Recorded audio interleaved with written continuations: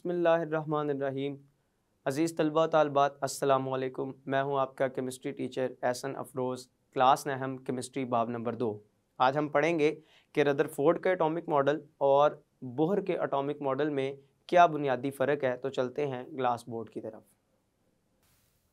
Rutherford atomic theory और Bohr atomic theory में क्या बुनियादी फ़र्क है, ये सबसे पहले तो हम इस फ़र्क को समझ लेते हैं।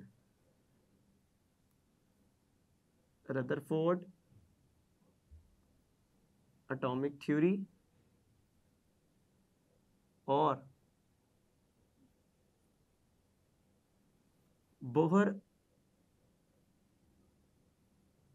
एटॉमिक थ्योरी में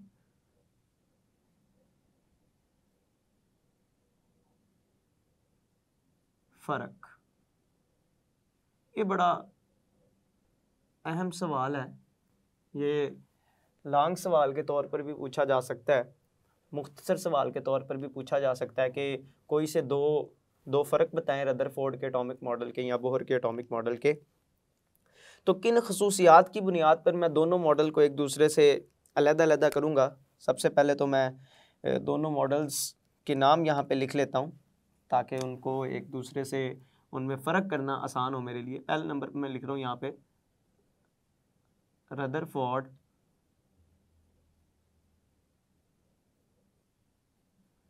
एटॉमिक मॉडल और दूसरे नंबर पर मैं यहाँ पे लिख रहा हूँ बोहर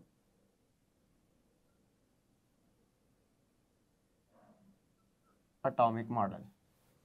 किन खसूसियात की बुनियाद पर दोनों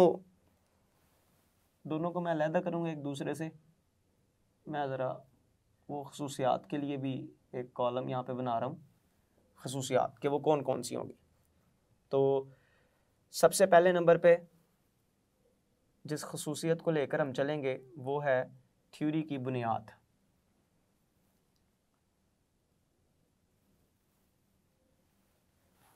पहले नंबर पे हमारे पास है थ्योरी की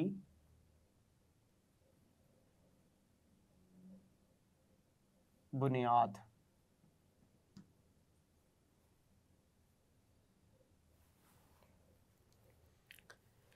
कि रदरफोर्ड का जो एटॉमिक मॉडल है या रदरफोर्ड की जो एटॉमिक थ्योरी है ये किस पर बेस कर रही है, इसकी बुनियाद क्या है, और जो बोहर का एटॉमिक मॉडल है इसकी बुनियाद क्या है। सबसे पहले मैं रदरफोर्ड एटॉमिक मॉडल की बुनियाद की बात करता हूं। तो रदरफोर्ड का एटॉमिक मॉडल असल में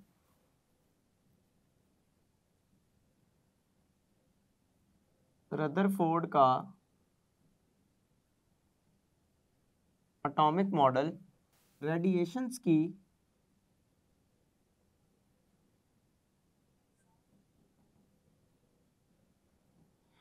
क्लासिकल थ्योरी पर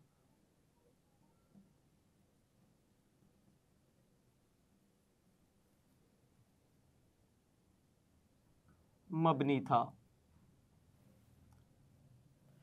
तो रेडिएशन की क्लासिकल थ्योरी ये असल में रदरफोर्ड के एटॉमिक मॉडल की बुनियाद थी। अब रेडिएशन की क्लासिकल थ्योरी से क्या मुराद है? असल में मैक्सवेल एक साइंसदान था जिसने दो चार्ज पार्टिकल्स के दरमियान ताल्लुक को कुछ इस तरह से वाज़िया किया कि जब दो चार्ज पार्टिकल्स एक दूसरे के करीब हों और उनमें से एक दूसरे के गिर्द गर्दिश कर रहा हो, तो गर्दिश करते हुए जो एक पार्टिकल है गर्दिश करने वाला, वो आहिस्ता आहिस्ता अपनी एनर्जी को खारिज करता रहता है और दूसरे पार्टिकल के गिर्द घूमते घूमते उस दूसरे पार्टिकल के साथ जाके टकरा जाता है, मिल जाता है, जुड़ जाता है उसके साथ। ये है रेडिएशन की क्लासिकल थ्योरी। मतलब जब दो रेडिएशंस जो है वो इसी तरह से पार्टिकल्स हरकत कर रहे हैं, मींस रेडिएशन हरकत कर रही हैं, तो हरकत करते हुए वो आपस में क्या करेंगी, मिल जाएंगी। तो रदरफोर्ड का एटॉमिक मॉडल भी इसी थ्योरी के नज़रिए को क्या करता था, हासिल करके इस नुक्ते को वाज़िया करता था, जो कि बात गलत थी। रदरफोर्ड के मॉडल की ये बात क्या थी, दुरुस्त ना थी, गलत थी। इसके बरक्स अगर हम बोहर का एटॉमिक मॉडल देखें तो बोहर का एटॉमिक मॉडल ये किसके ऊपर मबनी था, किसके ऊपर क्या बुनियाद थी इसकी। तो बोहर का एटॉमिक मॉडल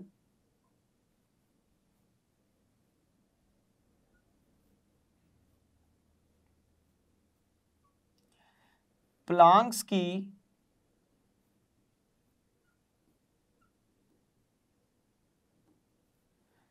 क्वांटम थ्योरी पर मबनी था। रदरफोर्ड का मॉडल रेडिएशन की क्लासिकल थ्योरी पर, जबकि बोहर का एटॉमिक मॉडल प्लांक्स की क्वांटम थ्योरी। और जब हमने बोहर एटॉमिक मॉडल पढ़ा था तो बड़ी तफसील के साथ ये बात समझी थी कि प्लांक्स ने अपनी क्वांटम थ्योरी को किस तरह से वाज़ह किया। हमने पढ़ा कि 1900 के अंदर प्लांक्स ने एक थ्योरी पेश की और उस थ्योरी के अंदर प्लांक्स ने बताया कि कोई भी जिस्म अपने अंदर से जब रेडिएशन को खारिज करता है या किसी भी रेडिएशन को अपने अंदर जज़ब करता है तो रेडिएशन का खारिज करना या जज़ब करना वो कभी भी मुसलसल तरीके से नहीं करता बल्कि गैर मुसलसल तौर पर करता है। ये मेरे पास एक बॉडी है, एक जिस्म है, अगर इसमें से रेडिएशन निकल रही है तो वो इस तरह से छोटे छोटे से एनर्जी के पैकेट्स की शक्ल में निकल रही है। इन एनर्जी के पैकेट्स को क्या नाम दिया जाता था? क्वांटम का नाम दिया जाता था। हर एनर्जी के पैकेट की एक ख़ास और मखसूस एनर्जी होती थी और इन तमाम एनर्जी पैकेट्स को मैं मजमूई तौर पर क्वांटा बोलता था। इसी तरह से जब कोई जिस्म रेडिएशन को जज़ब करेगा तो जज़ब करने के लिए भी वो छोटे छोटे एनर्जी के पैकेट्स की शक्ल में उनको क्या करेगा? जज़ब करेगा। और इन एनर्जी के पैकेट्स को मजमूई तौर पर क्या नाम दिया जाता है? क्वांटा का नाम दिया जाता है। हर पैकेट की एनर्जी क्या होगी? फिक्स्ड होगी, जिसको हम क्या कहते थे? क्वांटाइज्ड एनर्जी का नाम देते थे। फिर उसके बाद ये भी बताया था कि 1905 के अंदर आइंस्टाइन ने जब मज़ीद इसके ऊपर काम किया तो उसने कहा कि चूँकि क्वांटम थ्योरी का जो नज़रिया है वो रेडिएशन के इंजज़ाब या इखराज के बारे में वजाहत देता है, तो लिहाजा जो रोशनी है वो भी चूँकि रेडिएशन की शक्ल में ही एक जगह से दूसरी जगह हरकत करती है, रोशनी चूँकि वो भी रेडिएशन की शक्ल में एक जगह से दूसरी जगह हरकत करती है, तो लिहाजा वो भी छोटे छोटे एनर्जी पैकेट्स की शक्ल में होगी और किसी भी जिस्म के अंदर उसका इखराज या उसका इंजज़ाब उन्हीं पैकेट्स की शक्ल में होगा जिनकी क्वांटाइज्ड यानी कि फिक्स्ड एनर्जी होगी। और हर एनर्जी के पैकेट को क्वांटम जबकि मजमूई तौर पर उनको क्वांटा का नाम दिया जाता है। तो पहली खसूसियत है थ्योरी की बुनियाद कि रदरफोर्ड के जो एटॉमिक थ्योरी थी या मॉडल था उसकी बुनियाद क्या थी, बोहर के एटॉमिक मॉडल की बुनियाद क्या थी। तो दोनों में आपने इस फ़र्क को वाज़ह किया कि रदरफोर्ड का जो मॉडल है वो रेडिएशन की क्लासिकल थ्योरी को अपनी बुनियाद बनाता है, जबकि बोहर का एटॉमिक मॉडल प्लांक्स की क्वांटम थ्योरी को अपनी बुनियाद बनाता है। दूसरे नंबर पर आगे बढ़ते हैं, मैं बात करता हूं इलेक्ट्रॉन्स की गर्दिश की। इलेक्ट्रॉन्स की गर्दिश बोहर ने किस तरह से इसको वाज़ह किया या रदरफोर्ड ने इसकी वजाहत किस तरह से की अपने अपने एटमी मॉडल के अंदर।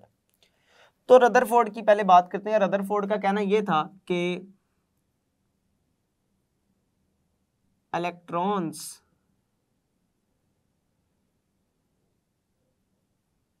न्यूक्लियस के गिर्द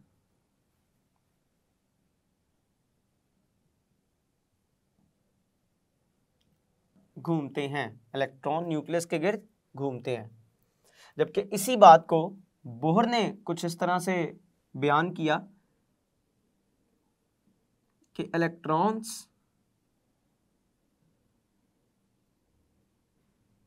न्यूक्लियस के गिर्द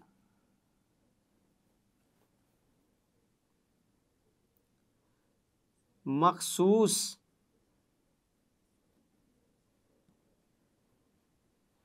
एनर्जी वाले ऑर्बिट्स में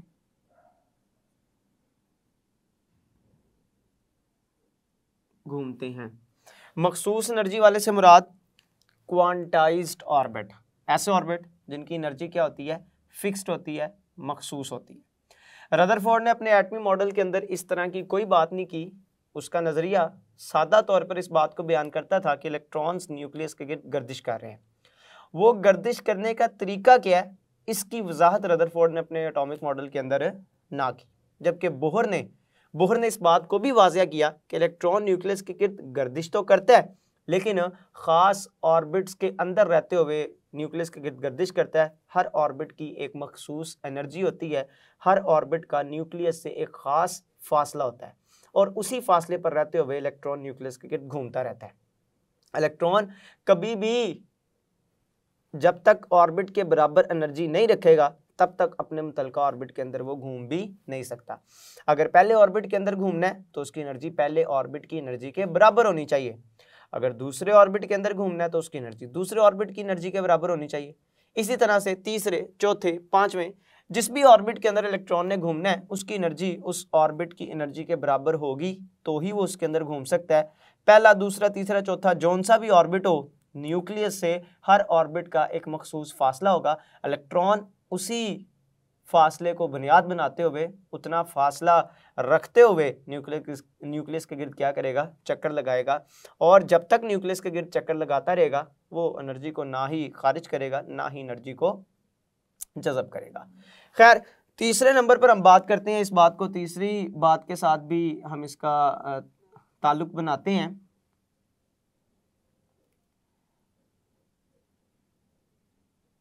ऑर्बिट्स का तसव्वुर, ऑर्बिट्स का तसव्वुर। ये जो ऑर्बिट का नजरिया है ये बोहर ने अपने एटमी मॉडल के अंदर पेश किया था। रदरफोर्ड ऑर्बिट का कोई तसव्वुर नहीं रखता था। रदरफोर्ड के नज़दीक ऑर्बिट इस तरह की कोई भी चीज़ एटम का हिस्सा नहीं थी। मैं लिख सकता हूँ कि रदरफोर्ड का एटॉमिक मॉडल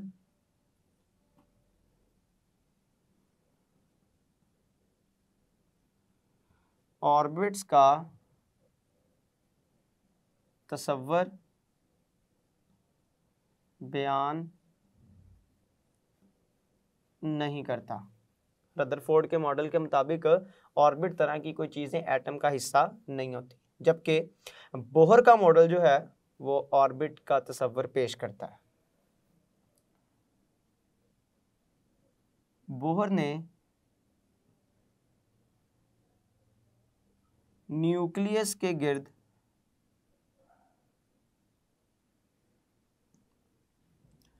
ऑर्बिट्स का तसव्वुर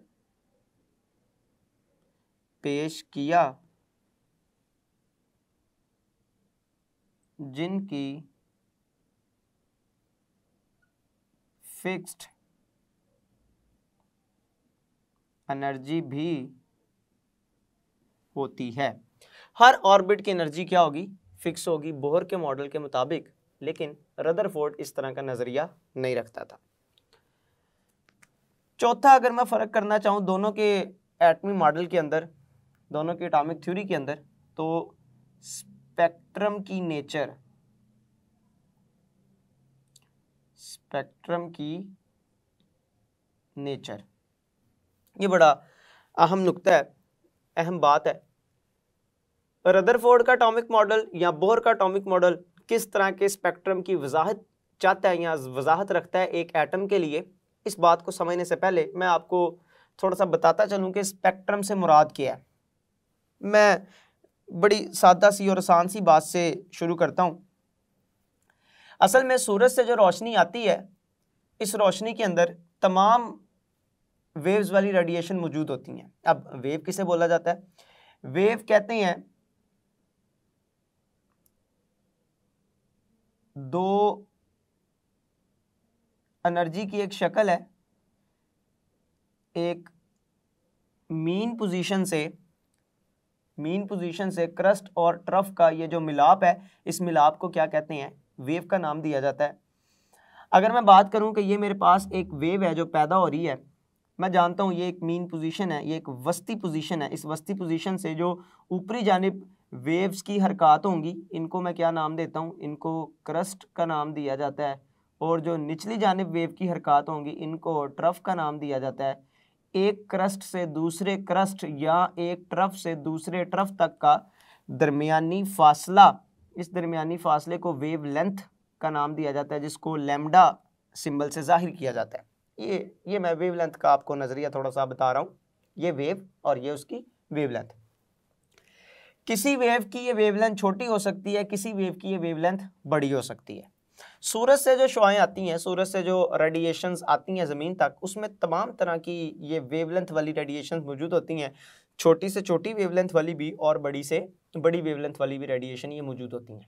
लेकिन वो तमाम रेडिएशंस इलेक्ट्रोमैग्नेटिक रेडिएशंस कहलाती हैं। ऐसी रेडिएशन जिनको गुजरने के लिए किसी मीडियम की ज़रूरत नहीं होती, वो इलेक्ट्रोमैग्नेटिक रेडिएशन कहलाती हैं। जब मैं ये सूरज से आने वाली जो लाइट है, जो रोशनी है, इसको मैं प्रिज्म में से गुजारता हूँ, तो प्रिज्म में से गुजरने के बाद ये प्रिज्म का कमाल है कि ये आने वाली रेडिएशन को एक दूसरे से अलहदा कर देता है उनकी वेवलेंथ की बुनियाद के ऊपर।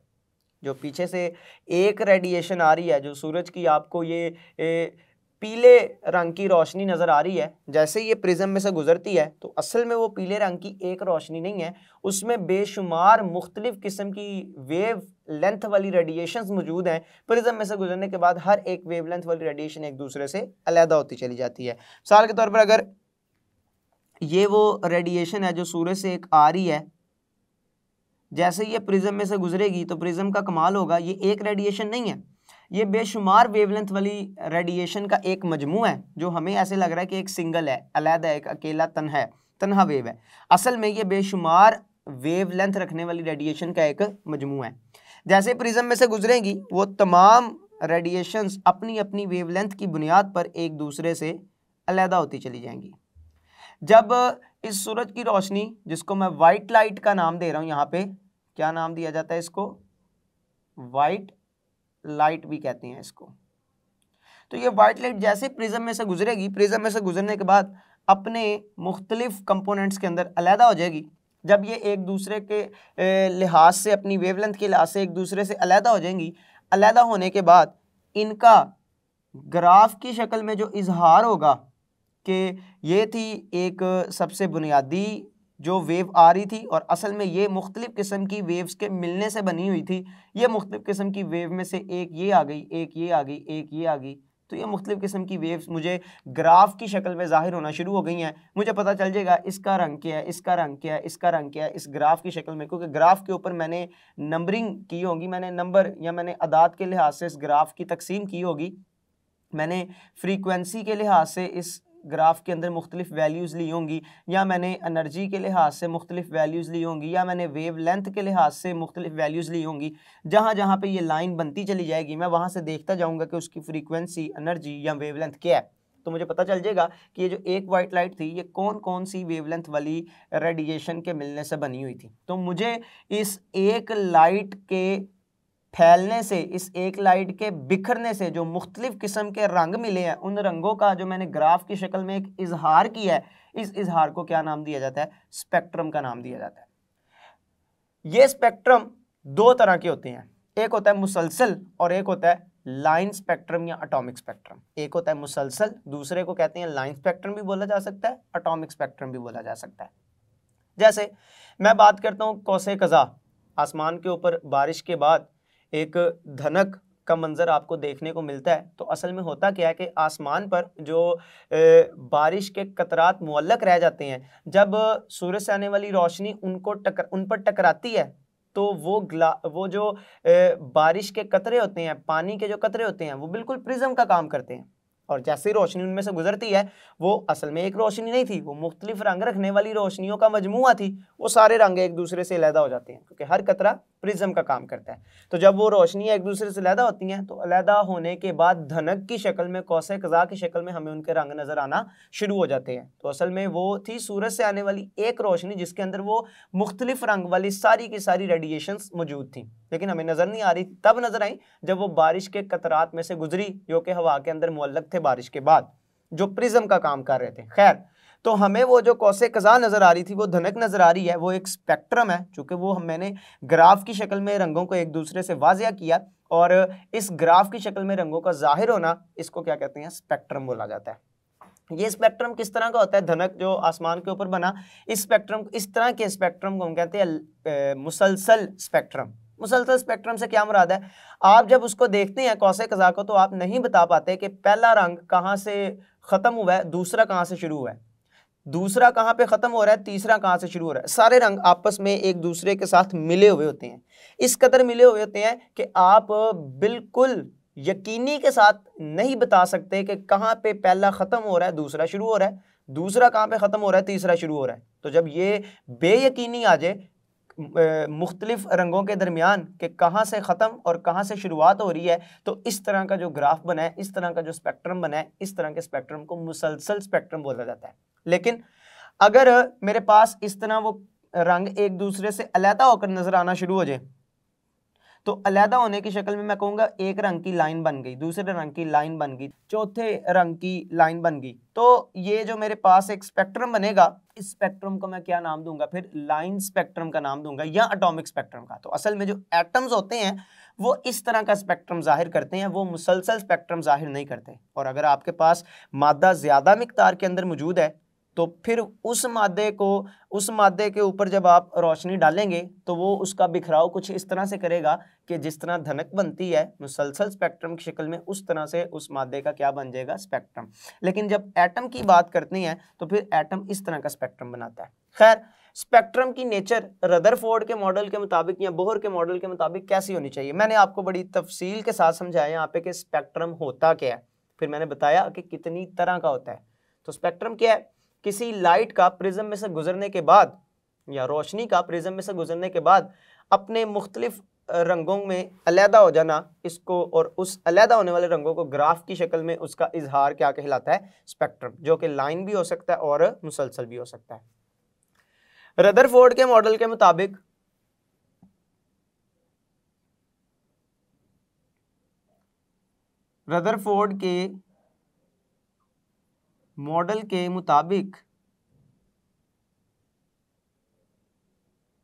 एटम को मुसलसल स्पेक्ट्रम बनाना चाहिए। रदरफोर्ड के मॉडल के मुताबिक एटम को किस तरह का स्पेक्ट्रम बनाना चाहिए, मुसलसल स्पेक्ट्रम। मैंने बता दिया कि मुसलसल कौन सा होगा, लाइन कौन सा होगा। जबकि बोहर के मॉडल के मुताबिक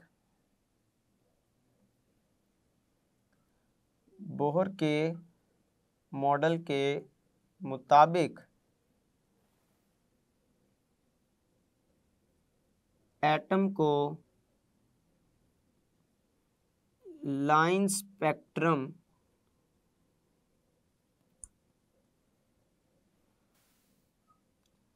बनाना चाहिए।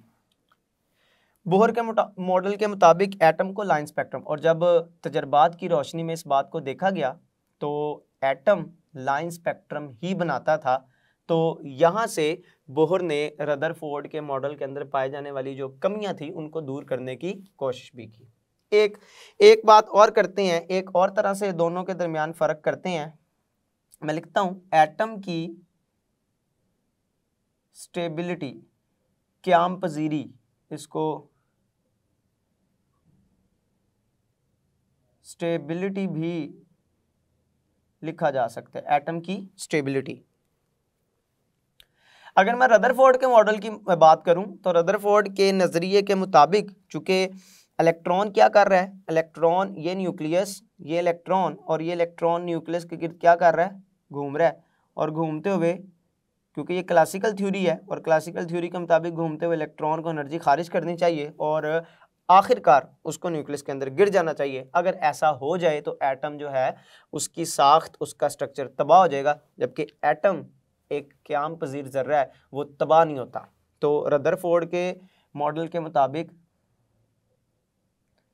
एटम एक स्टेबल पार्टिकल नहीं है। जबकि अगर मैं बोहर का एटॉमिक मॉडल देखूं तो बोहर के मॉडल के मुताबिक एटम एक स्टेबल ज़र्रा है, ज़रा पार्टिकल है। तो ये 5 अहम खसूसियात हैं जिनकी बिना पर मैंने रदरफोर्ड और बोहर के एटॉमिक मॉडल को एक दूसरे से अलहदा किया है, दोनों के दरमियान फ़र्क किया है। अजीज़ तलबा तालिबात, आज के लेक्चर में आपने चंद एक खसूसियात की बिना पर दोनों एटमी मॉडल के दरमियान फ़र्क को समझा है। ये सवाल मुख्तसर सवाल के तौर पर भी पूछा जा सकता है, लॉन्ग सवाल के तौर पर भी पूछा जा सकता है। आप इसको दोनों तरह से अच्छी तरह से याद करेंगे। मैं उम्मीद करता हूँ आज का लेक्चर आपको बखूबी समझ आया होगा और आप इसको अच्छी तरह से याद भी करेंगे, तैयार भी करेंगे। अल्लाह आपका हामी व नासिर है। अस्सलामु अलैकुम।